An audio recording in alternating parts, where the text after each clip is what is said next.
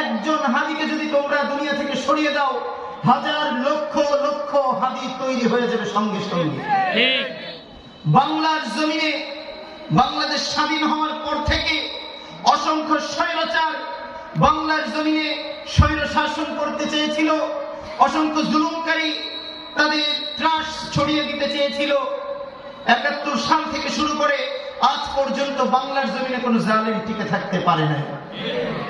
কাজেই আমরা আবার সতর্ক করে দিতে চাই এবং জানিয়ে দিতে চাই, আবার যদি নতুন কোনো জালেম, নতুন কোনো নির্যাতনকারী বাংলার জমিনে তাদের আস্তানা গড়তে চায়, যেমনই ভাবে পূর্বে 1971 সালে, 2024 সালে আমরা দেখেছি জালেমদের আস্তানা ভেঙে গুড়িয়ে দিয়েছে, তেমনি ভাবে ভবিষ্যতেও যদি কোনো জালেম, কোনো বেঈমান বাংলার জমিনে তাদের আস্তানা গড়তে চায়, বাংলার তাওহীদি জনতা তাদের আস্তানাকেও ভেঙে গুড়িয়ে দিবে। কথা বলেন ঠিক কিনা?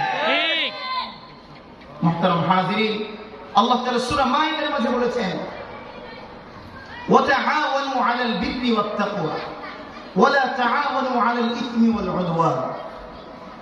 হে আমার বান্দারা, যারা নেক কাজ করে, যারা সৎ কাজ করে, যারা আল্লাহর জমিনে ন্যায়কে প্রতিষ্ঠা করতে চায়, ইনসাফকে প্রতিষ্ঠা করতে চায়, প্রত্যেক জনগণের অধিকার দিতে চায়, আল্লাহ তাআলা বলছেন তোমরা তাদেরকে সহযোগিতা করো, তোমরা তাদেরকে সহযোগিতা করো।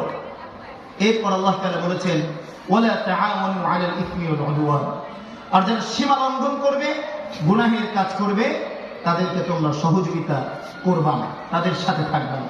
এখন কে কে রাজি আছেন যারা জুলুম করবে, জুলুমদের মোকাবেলা করবেন? কে কে রাজি আছেন? হাত তুলে দেখান।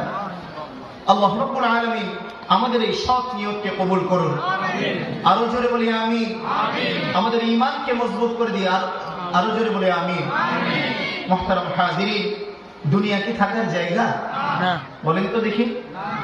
দুনিয়াতে কি আপনি যদি চান আমি 200 বছর বেঁচে থাকবো দুনিয়াতে, কেউ কি পারবেন? আমাদের বাপ দাদা পূর্বপুরুষরা অনেক চেয়েছিল দুনিয়াতে থাকতে, তারা অনেক আয়োজন করেছিল, তারা চেয়েছিল আমরা মৃত্যুর সম্মুখীন হব না। এমন ইতিহাস আছে, লোহার প্রাচীর বানিয়েছে, লোহার প্রাচীর, একটি ছিদ্রও নাই। কি জন্য বানিয়েছে? মৃত্যু থেকে বেঁচে থাকবে। কিন্তু আল্লাহ তাআলা বলে দিয়েছেন আইনামা তাকুনু ইউদরিকুমুল মাউত ওয়ালাউ কুনতুম ফি বুরুজিন মুশাইয়্যাদা।